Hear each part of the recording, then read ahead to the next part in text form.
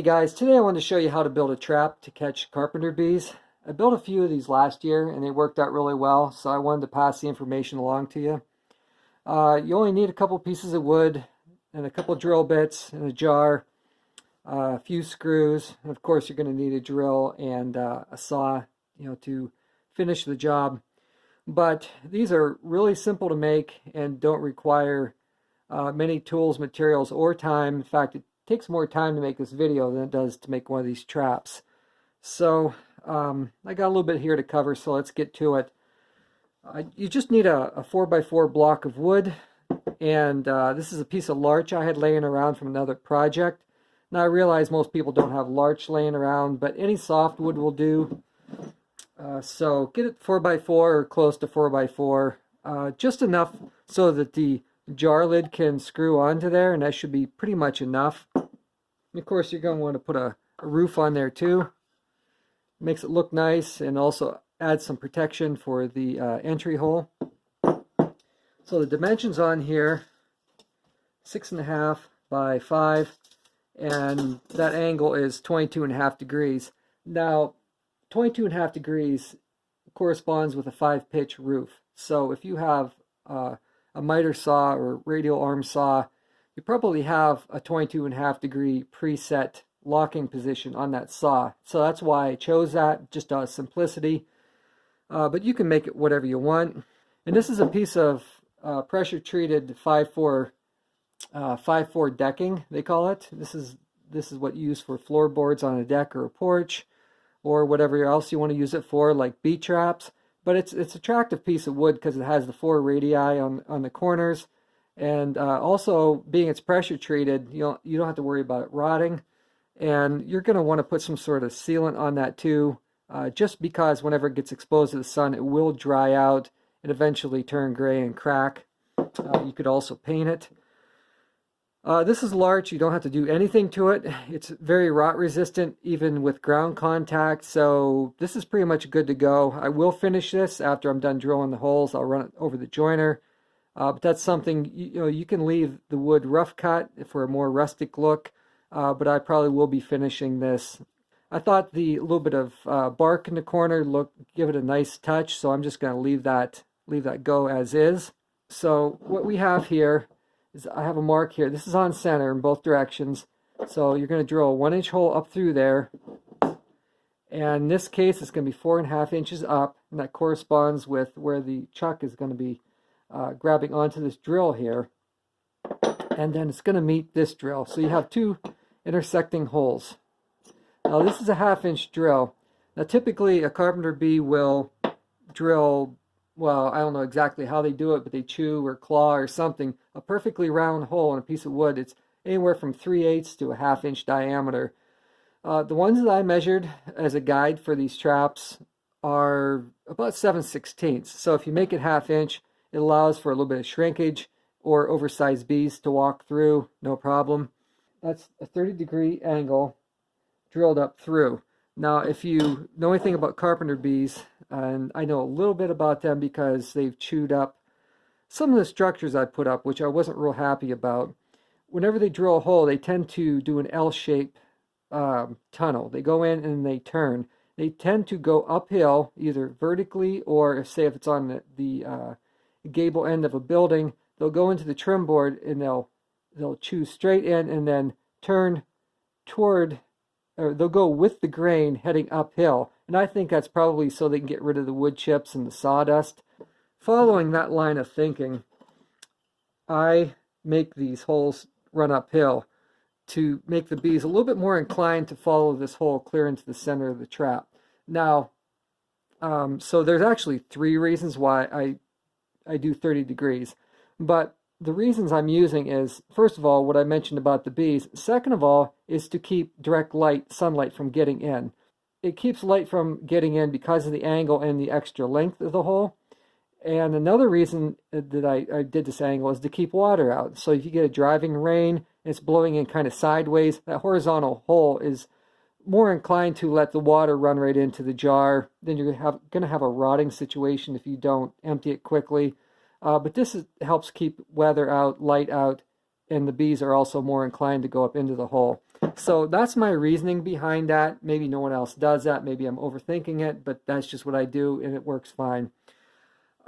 So this whole location up here is based pretty much on the depth of this drill, but I do try to keep it as high up as possible as I can on this trap. The reason for that is the bees tend to like these entry holes to have some sort of cover over top of them, and it doesn't really do it justice that way, but you can see there's a little bit of cover this way.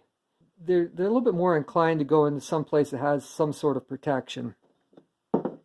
Otherwise, I just say leave the cover off of there, and you probably could, and it would work to a certain extent. So anyway, you can do it whatever way you want. So just for a dimension here, this is 2 and 13/16. I prefer these because these make less of a mess of your wood than a twist drill. Twist drills, especially an angle, might tend to walk, especially a 1/2-inch drill. And then when they start to dig in, those twist drills tend to pull out splinters. Whereas these have a good pilot, they'll stay on center, and they don't pull out splinters nearly as much as what twist drills do. As far as the jars are concerned, you have a bunch of different options. A spaghetti jar and a pickle jar. Each one, I'll show you here what they look like. Proportionally, they both look fine. And you don't really need a big jar to hold bees. I mean, it takes a ton of bees to fill up a jar this size. So I don't really worry about that. What I am concerned with is the size of the lid. Now this lid here, as you can see, is larger than the spaghetti jar lid. So the reason that's important is because there's going to be a hole going up through here, 1-inch hole. And so you need a margin between the seal and the hole. And this gives you a little bit more room. Gives you about a 1/2-inch here. So I'm going to be using sheet metal screws in this case. But once you drill the hole, you need a little bit of room here to fasten this down. Some people use canning jars like Mason or Ball brand jars. And so you don't need to drill through a lid like this. You can just use the ring. But with the Mason jars, you have at least a 1/2-inch, 5/8 of thread on there. And you can put the screw heads in there and just twist that jar in there just a little bit to get it to engage the threads. And you don't have to worry about getting crushed up against any kind of fastener in there. Okay, let's move along to the drilling operation and get that taken care of. The next step is drilling a 1/2-inch hole. So you see I have the block set up at 30 degrees, and I just used a little 30-degree setup block. If you don't have one of these, you can make one with your miter saw. And it absolutely doesn't need to be perfect. I'm just getting it somewhere on center. I have it marked there.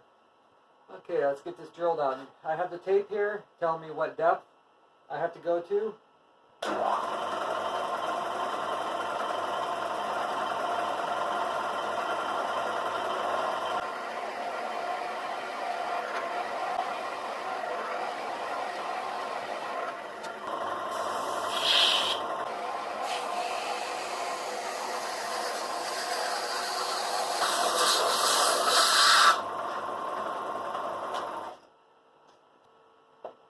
Go ahead and rearrange this to 90 degrees. So I'm going to get a different square out. I'm just going to get out my tri-square. If you don't have one of these, I highly recommend getting one, a good one. Don't get one of the plastic ones I've seen. If you're doing any kind of carpentry work or fabrication work, you'll use these more often than you realize. Okay, so let's go ahead and put it over here.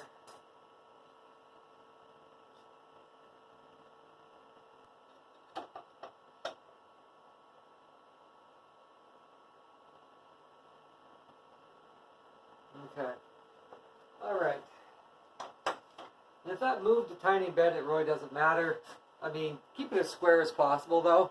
And if you were setting up to do a production run on these, of course you would have a block here in the back. You'd have everything set up with stops and angles. You could just put the block in place and clamp it in position within a couple seconds. Drill your hole and put the next block in.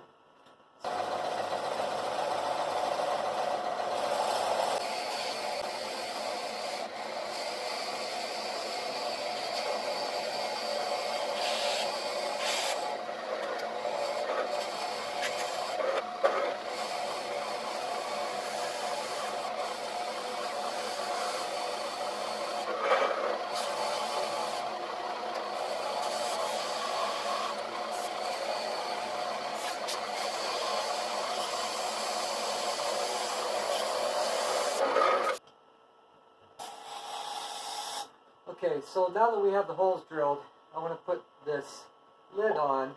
So I marked the center position in this lid. I just eyed it up. I don't have to worry about getting it exact. But I put a point in my drill chuck. It's actually a 3/8 or a 5/16 tap, but it has a point on the end. So I'm going to use that to hold this in position. Lock that in position. And then I'm going to locate areas around here where I'm going to put the screws. So keep in mind you're going to be drilling a 1-inch hole in here, so you want to keep it more toward the outside but not where the seal is at. For fastening the lid, I'm going to be using number 6 sheet metal screws, just these little tiny 6 by 1/2 inch.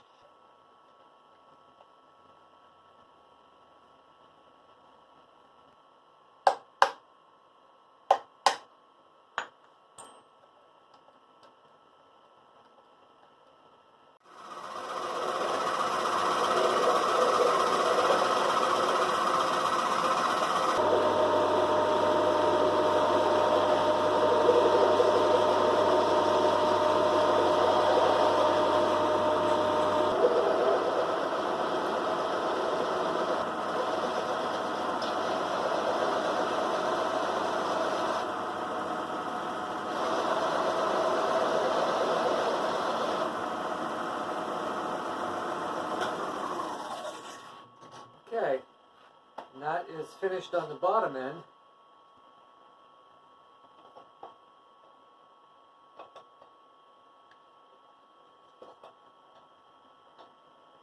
So that's how it turned out, and everything matches up nice. Doesn't have to be perfect, but typically it will match up when you do it this way. Once you attach the lid and then just drill down through in the same spot, everything will match up nice. So here's how it turned out after I ran it through the joiner. See, it has a nice smooth finish on it. So yeah, it looks pretty decent. Now I'm going to put the roof on it. And I didn't do anything to the roof other than sand some of the sharp edges off of it. But other than that, I didn't run it through the joiner or anything. So I had put it on here prior to turning on the camera, and I centered it and marked the position where I want it to be exactly. And so I drew some lines here. Now to attach the roof, last year I used screws. This time I'm just going to use some epoxy. And this is really strong epoxy here and it works well. So I'm just going to use what I have. And this isn't 3 or 5 minute epoxy. This sets up in 4 to 6 hours. And you might already know this, but typically with epoxy, the longer the setup time, the stronger it is. So I'm going to put this, just smear that across here.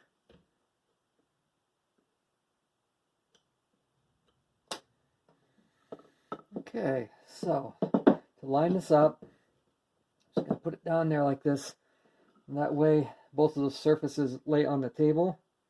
Line up the holes or the lines on here. So I'll let this dry for 24 hours and then put the mounting bracket on the back. Okay guys, this is how it turned out. I'm pretty happy with it. I glued the lid on yesterday afternoon, let it set.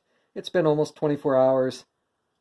Before I glued the lid on, I ran this over the joiner.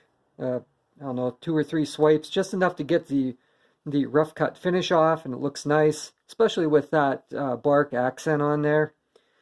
So this morning I made a little hanger for it, and this is 1/16 by 1 inch wide flat stock. It's aluminum from the hardware store, and I just drilled some countersunk holes. I went in a 1/4 inch from the edge on both sides, and this is in 3/4 of an inch. If I had to do it over again, I would have made this 1 inch in. But anyway, this hangs out about, I think 7/16, just enough to get that screw through there. I didn't want this to be too visible, but I'll put another stainless steel wood screw through there, or a deck screw.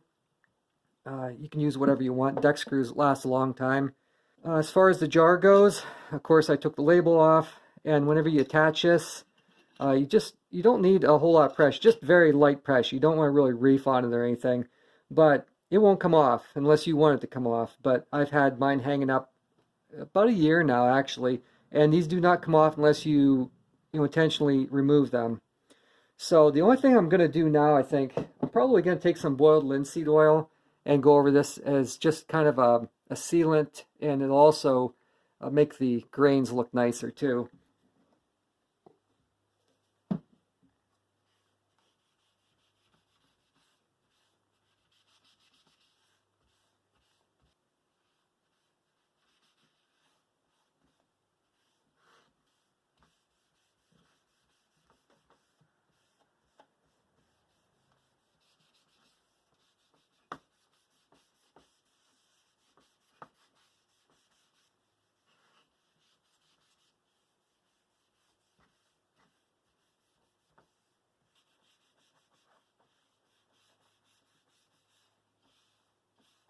So I put linseed oil on here, let it soak in a little bit, wipe off the excess, otherwise it can get tacky.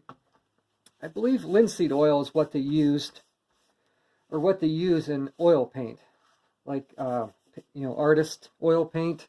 I'm pretty sure that's the main component in that. So it's not some sort of strong toxic petroleum smell. I think it turned out decent. And as that dries, it'll harden. All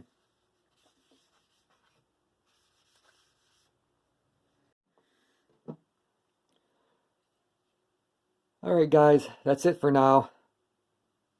I'll see you next video.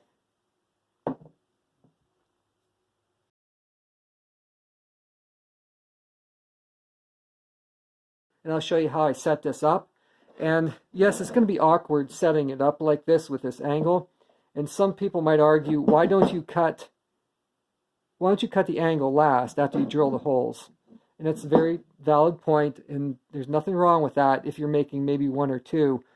Let's say if you're making a bunch of these to sell or give away, you can actually make 16 of these in an 8-foot board, whereas cutting the angle afterward, you can only make 14. Plus with this, you're doing a single cut. You're integrating 2 cuts in one for 2 traps, so that's a single cut. Like you do the right angle cut for these pairs, you cut them out in pairs, and then you just split them in half. This way, you have to do 2 cuts for each board, and there's a lot more cutting time, and you only get 14 traps for 8 foot, whereas you get 16 on this. That's just a little information you probably didn't want to know, but if you're going to make a bunch of these, well, more power to you. That's just a little bit more of an efficient way.